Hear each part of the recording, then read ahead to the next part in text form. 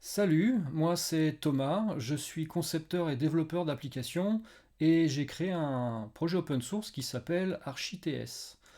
Alors c'est un outil en ligne de commande qui permet de générer une architecture complète pour vos API avec Node.js et TypeScript. Une fois installé sur votre ordinateur, vous aurez juste besoin d'une ligne de commande, vous choisissez vos options et en quelques secondes, vous avez une base solide, préconfigurée et opérationnelle.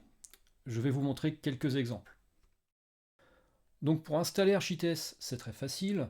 Il suffit de se rendre sur le site officiel de NPM et je vous ai mis le lien dans la description de la vidéo. Et on commence d'abord par installer l'outil en global en suivant les instructions et vous ne le ferez qu'une seule fois. Ensuite, ArchiTS sera disponible partout sur votre machine depuis n'importe quel projet.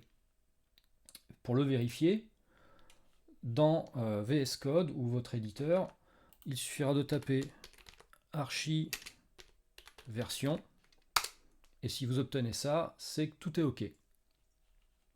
Pour créer un projet avec ArchiTS, on tape la commande archi create. Ça ouvre un prompt qui pose un certain nombre de questions utiles pour démarrer le projet, à savoir le nom du projet,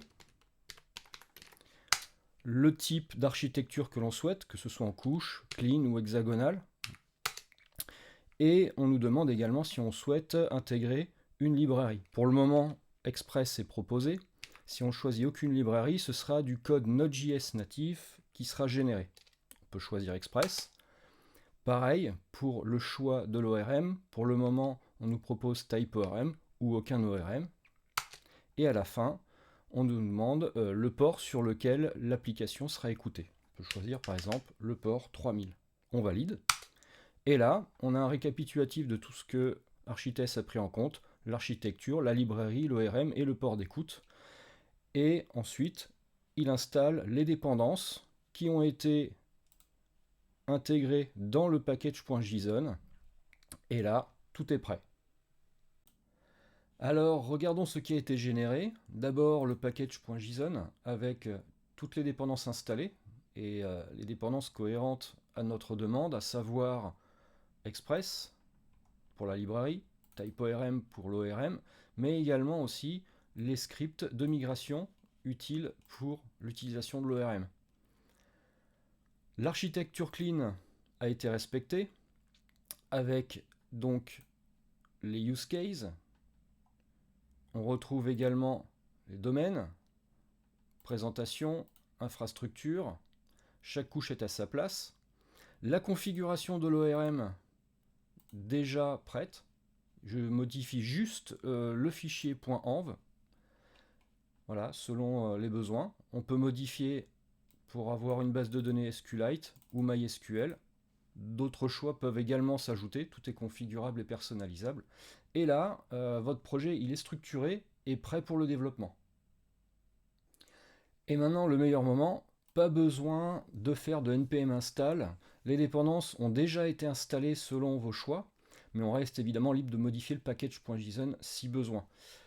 On se rend sur le dossier de l'application et comme indiqué, on tape npm run dev. Et voilà, le projet se lance, le serveur se connecte à la base SQLite qu'il crée automatiquement dans Storage, que l'on retrouve ici. Et voilà, notre API écoute sur le port 3000.